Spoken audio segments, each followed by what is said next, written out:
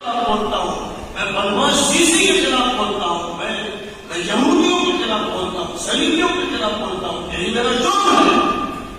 یہاں پہ کچھ لوگ ہیں جو کہتے ہیں کہ پیسہ بند ہو گیا، ہم بدماشوں کا، حرامیوں کا پیسہ بند ہو گیا، تو اس لیے یہ چاہتے ہیں کہ سامان کو ہٹا دیں تاکہ پیسے کی بارش ہو. اس کے لیے انہوں نے صحابہ کا موضوع کیا کیا؟ صحابہ میری جان ہے، صحابہ میرا دماغ ہے، صحابہ میرا دل ہے. جو حضور پر فدا، میں ان پر فدا.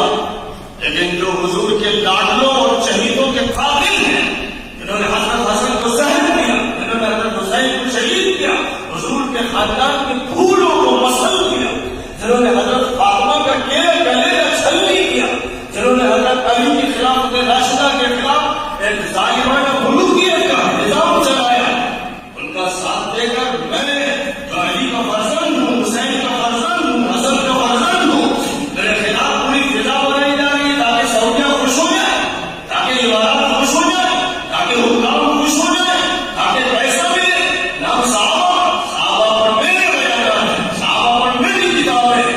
سب سے ضخیم کتاب 650 صفحے کی فضائل صحابہ پر میں نے تیار کر کے شائع کروائی.